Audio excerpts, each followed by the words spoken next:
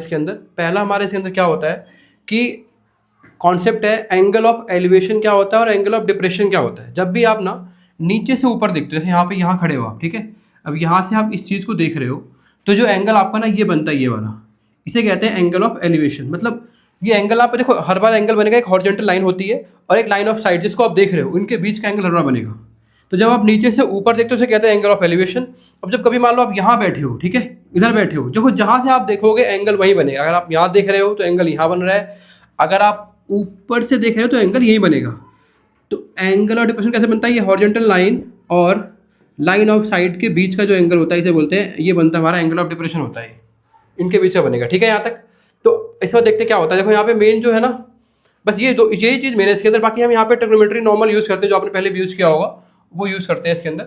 तो फटाफट आते हैं, जैसे क्वेश्चन देखते हैं। हमारे पास एक क्वेश्चन है कि यहाँ पे कह रहा है कि a pole cast shadow of length 2√3 metre on the ground when the sun's elevation is 60 degree, find the height of the pole. तो यहाँ पे जैसे कि ये आपके पास है,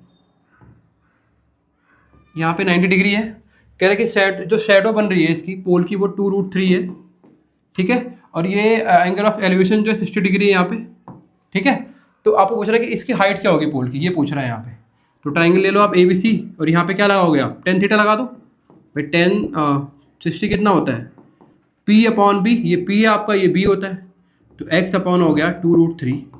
ये tan 60 की वैल्यू कितनी आती है, √3 आती है हमारे यहाँ पे। तो ये हो गया आपका 2√3, यहाँ ला के इंटू करो, तो ये होगा 2√3 इंटू √3 इक्वल टू x। तो ये होगा 2 इंटू 3, x आपका यहाँ से आ गया 6, ये 6 सेंटीमीटर हो गया। ठीक है, आगे बढ़ते हैं, इसके बाद अगला करेंगे। सेंटीमीटर मीटर जो भी है देख लेना आप।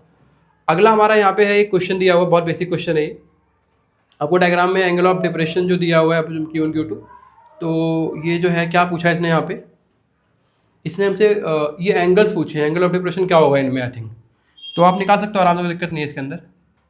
देखो यहाँ पे फिर कैसे करेंगे, यहाँ पे जैसे ये एंगल हमारा अगर 45 है तो यहाँ पे कितना आएगा, ये 45 डिग्री होगा, है ना।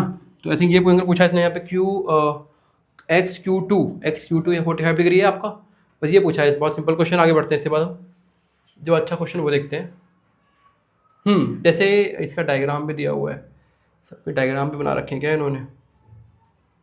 अब ये वाला क्वेश्चन है, कह रहा है player sitting on the top of tower of height 20 centimetre observe कर रहा है the angle of depression of the ball lying on the ground is 60 degree, find the distance between the foot of the tower and the ball. ठीक है, यहाँ पे आपको question में given है कि √3 कितना यूज़ करना है आपको यहाँ पे, इस आपको क्वेश्चन में गिवन है पहले से ही। तो हमारे पास पहला काम होता है इसमें डायग्राम बनाना। डायग्राम क्या बनाएंगे, कह रहा है एक प्लेयर जो है ना एक टावर पे बैठा हुआ है, देखो ये है, यहाँ पे बैठा टावर पे, यहाँ पे, ठीक है। अब ये बॉल जो ग्राउंड पे होगा, बॉल को देख रहा है, ये बॉल को देख रहा है। तो जो हाइट इसकी 20 मीटर है टावर की, ठीक है। तो यहाँ पे एंगल ऑफ डिप्रेशन कैसे बनेगा, वो हॉरिजॉन्टल यही बनता है। कितना बन रहा है दिया हुआ एंगल यहाँ पे हमें 60 डिग्री, ये हमें गिवन है यहाँ पे, ठीक है। तो हमें अब यहाँ पे पूछ रहा है कि कितने डिस्टेंस निकालना है, इसके बीच का डिस्टेंस कितना होगा वो निकालना है हमें यहाँ पे। तो ये A है, ये B है, ये C है, ये 90 डिग्री है, ठीक है। तो ये एंगल जो होगा वही एंगल सेम यहाँ पे हो जाएगा आपका, ठीक है। इस साइड को आप x ले लो, तो यहाँ लेंगे इन ट्राइंगल ABC आपका यहाँ से tan 60 कितना आएगा, ये होगा BC/AB। तो tan 60 कितना, ये √3 आपका यहाँ पे दिया हुआ है, तो BC आपका 20 है और AB आपको x यहाँ फाइंड करना है, इधर ले आओ इसको। तो ये होगा √3x इक्वल टू 20, x आपका आ गया 20/√3। देन इसको आप रेशनलाइज कर लो, यहाँ से x आ गया आपका यहाँ पे 20√3/3। ये आपका x का इसका आंसर है, ठीक है। आगे बढ़ते इस बार देखते हैं क्या करना है। एक और क्वेश्चन है, कह रहा है a point A 20 metre above the level of the water in the lake, the angle of elevation of the cloud is 30 degree and the angle of depression of the reflection of the cloud is in the lake is at A 60 degree। हमें निकालना है find the distance of the cloud from A। अब ये अच्छा question है। देखो हमारे पास ना यहाँ पे एक लेक दी हुई है, जैसे यहाँ पे मान लो ये लेक है आपकी, ये लेक है, यहाँ पानी है, ठीक है, ऐसे करके लेक है, ठीक है।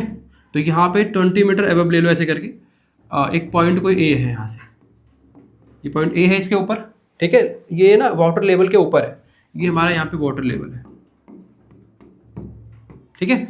तो अब यहाँ पे कह रहा है angle of elevation of the एक क्लाउड है आपका, मतलब क्लाउड मान लो थोड़ा ऊपर ही होगा यहाँ पे, तो यहाँ से एंगल ऑफ एलिवेशन जो बनता है आपका वो बनेगा, लाइन सीधी बनाओ पहले यहाँ पे, तो ये आपको दिया 60 डिग्री, ठीक है। अब जो क्लाउड है, सॉरी 30 दिया हुआ है, 30 गिवन है हमें, ये 30 डिग्री दिया हुआ है, ये हमारा क्लाउड है यहाँ पे, ठीक है, ये क्लाउड है हमारा यहाँ पे। कह रहा है क्लाउड का जो ना रिफ्लेक्शन जो बन रहा है लेक के अंदर, वो बन रहा है हमारा यहाँ पे ऐसे करके, यहाँ देखो यहाँ ऐसे बनेगा, ये यहाँ से जो एंगल ऑफ जो डिप्रेशन बन रहा है वो हमारा क्या बन रहा है, वो बन रहा है 60 डिग्री, ठीक है। तो हमें बताना है यहाँ पे कि distance of the cloud from A, ये डिस्टेंस निकालना है ए बी हमें यहाँ पे।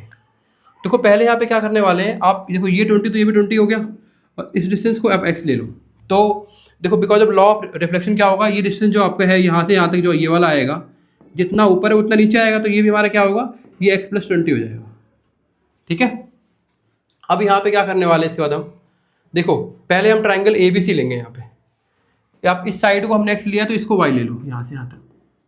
नाउ लेंगे इन ट्राइंगल AB, अच्छा इसको C नेमिंग करते हैं, इसको D कर दो, ठीक है। इन ट्राइंगल ABC यहाँ लगाओ, tan थीटा हमारा क्या होगा, tan 30 डिग्री, tan 30 डिग्री लगाएंगे यहाँ पे, जो हमारा होता है x/y, ठीक है ना, ये x है, ये अपॉन y है, ये 1/√3 होगा हमारा यहाँ से x/y, तो x हमारा आ गया यहाँ से √3y, ये हमारा इक्वेशन नंबर 1 हो गई।